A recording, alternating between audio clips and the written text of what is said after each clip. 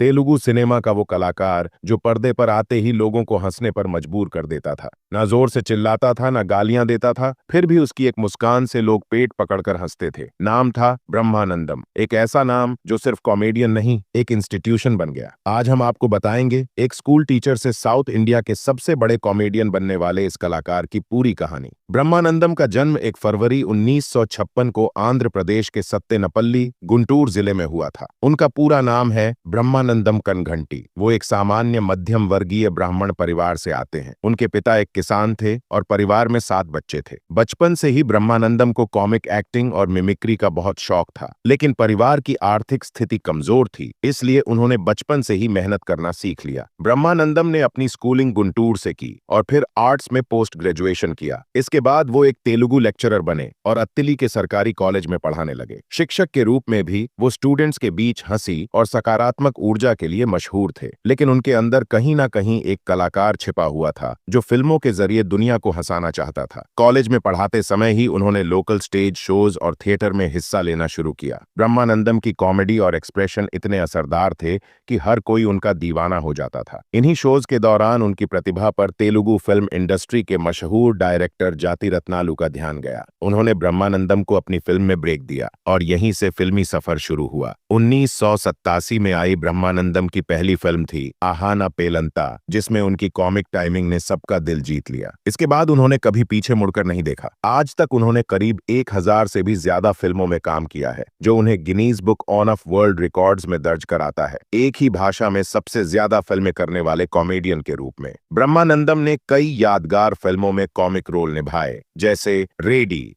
धूकुड़ू, kick, जुलाई, बड़शाह और राष्ट्राम। उनका अभिनय हमेशा शुद्ध कॉमेडी, चेहरे के भाव और बॉडी लैंग्वेज पर आधारित रहा, जिसमें कोई वल्गरिटी या फालतू शोर नहीं था। 2009 में भारत सरकार द्वारा कला के क्षेत्र में उन्हें पद्मश्री सम्मान मिला। 2 बार Nandi award, cinema express award और कई तेलुगु फिल्म अवार्ड्स में उन्हें कॉमिक रोल्स के लिए सराहा गया। वो साउथ सिनेमा के सबसे अधिक सम्मानित कॉमेडियन माने जाते हैं। ब्रह्मानंदम के परिवार में उनकी पत्नी लक्ष्मी कनघंटी और 2 बेटे हैं, राजा गौतम जो खुद एक अभिनेता हैं और सिद्धार्थ जो पढ़ाई से जुड़ा जीवन जीते हैं। ब्रह्मानंदम का जीवन बेहद साधारण और पारिवारिक रहा है। वो चकाचौंध से दूर रहते हैं, सुबह जल्दी उठते हैं, योग करते हैं और धार्मिक प्रवृत्ति के व्यक्ति हैं। ब्रह्मानंदम आज भी एक सीधे सादे ब्राह्मण जीवन को महत्व देते हैं। वो हैदराबाद में एक शानदार बंगले में रहते हैं, जिसकी अनुमानित कीमत 25 करोड़ रुपए से ज्यादा है। उनके पास लग्जरी गाड़ियां भी हैं, जिनमें ऑडी Q7, BMW 7 सीरीज और मर्सिडीज बेंज शामिल हैं। आज उनकी कुल संपत्ति लगभग 320 करोड़ से अधिक आंकी जाती है। उनकी आय के स्रोत हैं फिल्मों की फीस, विज्ञापन, संपत्ति, निवेश, सजा, प्राइवेट शो और इवेंट्स। ब्रह्मानंदम ने अपनी जिंदगी से यह साबित कर दिया कि असली टैलेंट को कोई दबा नहीं सकता। एक साधारण स्कूल टीचर से लेकर सिनेमा के सबसे लोकप्रिय कॉमेडियन तक का सफर सिर्फ मेहनत, आत्मविश्वास और सच्चाई से तय किया जा सकता है। उन्होंने कभी कॉमेडी को हल्के में नहीं लिया। उन्होंने हंसी को पूजा और दर्शकों को अपने परिवार की तरह समझा। आज ब्रह्मानंदम सिर्फ एक अभिनेता नहीं, एक दृष्टांत हैं। उनके जैसे कलाकार हर पीढ़ी के लिए प्रेरणा हैं।